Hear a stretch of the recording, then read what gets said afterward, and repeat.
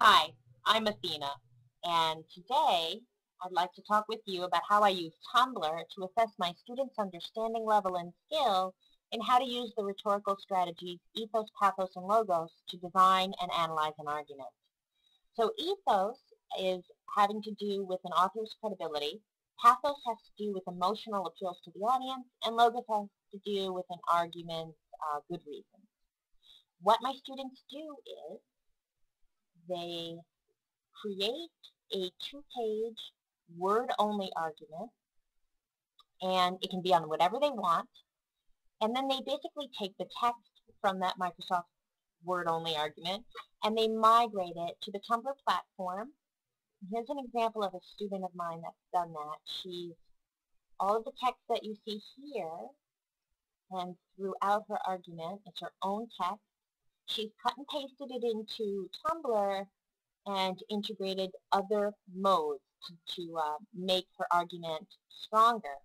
And hopefully all the while she's being mindful of ethos, pathos, and logos. So she's got an image file, she's got some hyperlinks, that's what these arrows indicate, and here she has a video file.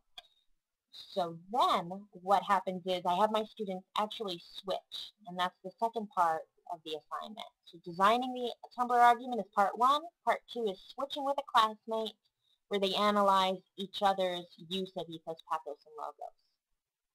And then what I do at the end of that is I evaluate their final product using a rubric that my students help me design.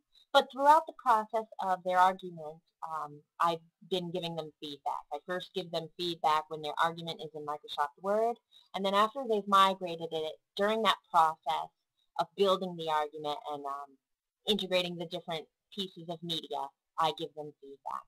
So here I wanted to share with you quickly the rubric itself and what that looks like. Does the argument have a substantial text-based component? And then some of the other things that are important to me in assessing multimedia type arguments.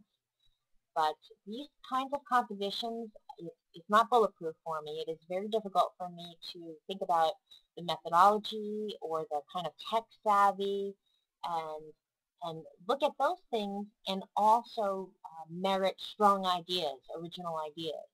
It's difficult, but I think that creating arguments on Tumblr is a wonderful way for my students to get their arguments out, to make arguments that feel relevant to their lives and to the world around them, and to maybe even get a little bit of exposure that they wouldn't normally get using other kinds of venues. So wanted to share that with you today and looking forward to hearing the ideas of my classmates. Thank you.